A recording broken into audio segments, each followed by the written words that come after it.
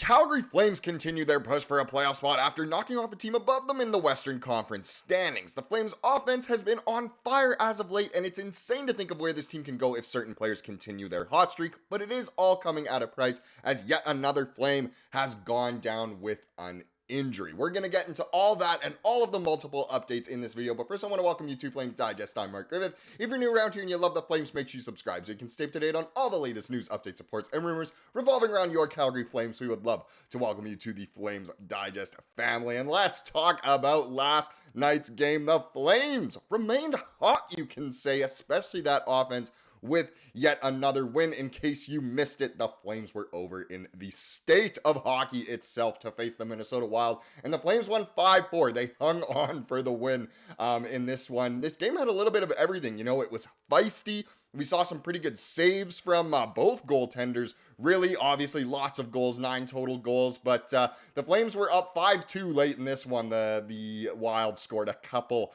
ones that kind of made you bite your fingernails a little bit, but hopefully you still have at least one of your 10 fingernails left after the Flames were able to secure the victory in the end. A great game for so many different players. In certain ways, there weren't amazing things that happened that we'll get into, but let's take a look at the box score here. So Dustin Wolf, not a good stat line, and that's what the people, who don't watch the games or aren't able to watch the entire game, which is completely valid, they'll look at that stat line and say, okay, he got the win, that's good, but he gave up 4 goals on 25 shots for an .840 save percentage and a 4 goals against average. Not great, right?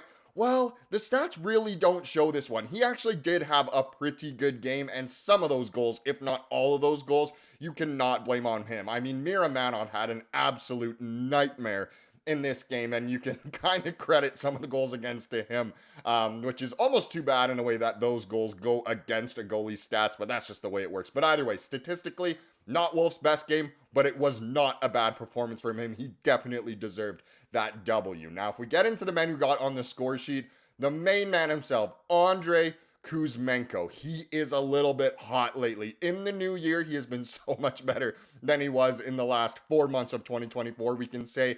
And look, if he can stay hot, in this game he got not 1 goal, but 2 goals.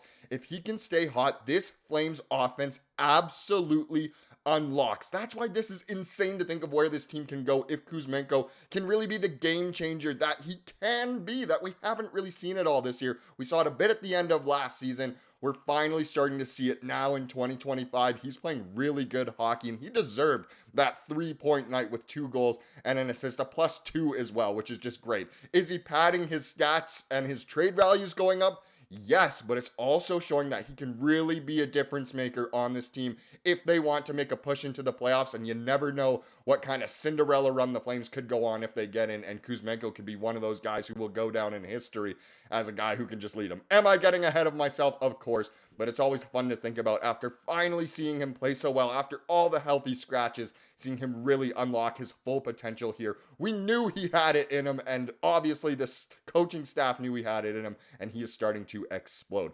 Pospisil, believe it or not, but Pospisil scored a goal. He got a goal and assist in this one. Clark Bishop, he ended up getting his first goal as a Flame. Just wanted to show you this little meme here from the Flames Reddit. You've been scored on by the pride of Newfoundland. That, of course, is where Clark Bishop is from. Fun fact, pretty much all of the bosses at Digest Media are either from Newfoundland or are now living in Newfoundland. That's where Digest Media is headquartered. But either way, if we get back into this, so that was Clark Bishop's first NHL goal in over 6 years. So big congratulations to him on finally getting back into some NHL action and getting a goal. Rasmus Andersson also ended his long streak without a goal. Hilarious post-game interview he had with Ryan Leslie.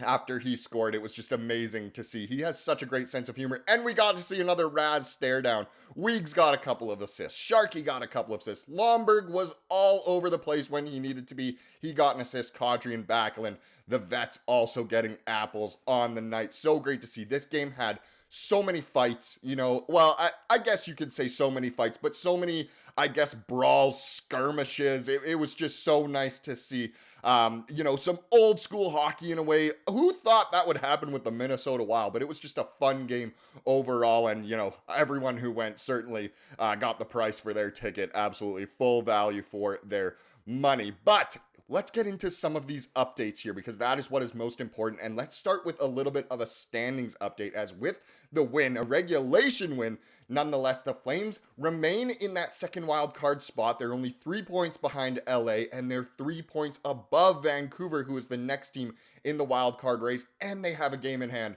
on Vancouver. Games in hand over the Blues, Utah, and the Kraken as well. And obviously more points than them by quite a bit now, which is just so amazing to see that the Flames are really going on this run and could make things happen. Again, I say it so frequently, but so reminiscent of the 2014-15 Flames team that ended up winning a round in the playoffs after no one expected them to be even remotely close to the playoffs. So reminiscent. But the main update we have here, this is, I'd say, the major update of the video, is that per the broadcast, the Flames defenseman Kevin Ball will not return to tonight's game against the Wild. Calgary will finish the game with 5 blue liners. So Kevin Ball did exit this game, which was too bad to see, and there's no update. At the time of recording, there's no update. I kind of don't think Ball will obviously be in the lineup tonight. It'll be interesting to see what the Flames do end up doing. But to kind of summarize this, I guess, the Flames are obviously hoping for the best. It wasn't all good news for the Flames, who were without Kevin Ball for the back half of the game after he was hit from behind into the boards by the Wild's Jacob Lauko. Lauko was assessed only a 2-minute minor for boarding for the hit, which was a surprise to this reporter, as it was right in the numbers and seemed like a textbook example of the sort of hit the NHL has been trying for years to get out of the game. It was probably a dirtier hit, definitely deserved more than that. That's obviously why the game kind of took off in the physical sense. Ball took a long time to get up, and while he was able to skate to the bench on his own, he went straight to the locker room and did not return. Huska did not have an update post-game, and again, like I said, there's no update as of the time of recording either. Hopefully we know sooner than later, but hopefully, obviously, he is okay. It goes without saying that losing Ball for any length of time would be brutal for the Flames. He's a top pairing defenseman and has been a revelation since being acquired in the trade that sent Markstrom to the Devils. The Flames will be hoping for a positive prognosis from their doctors, of course. And I know we're all, as Flames fans, sending out our well wishes and healing energy out to Ball. Hopefully he is okay. The other update is Kuzmenko. I mean, he is heating up. After going 3 months without scoring a goal, Kuzmenko suddenly has 3 in the Flames' last 3 games. If the Russian winger has turned a corner and can start contributing offensively, the significance of that can't be understated. Kind of like what I was talking before in this video when I was getting ahead of myself. Kuzmenko's primary value is as a goal scorer, so when he wasn't scoring, it was sometimes hard to justify his place in the lineup. Super true. He did well to deflect a shot from Kadri on a power play in the first period, and his game winner on a wraparound seemed to kill the momentum any Wild had picked up when Freddie Gaudreau scored midway through the third period.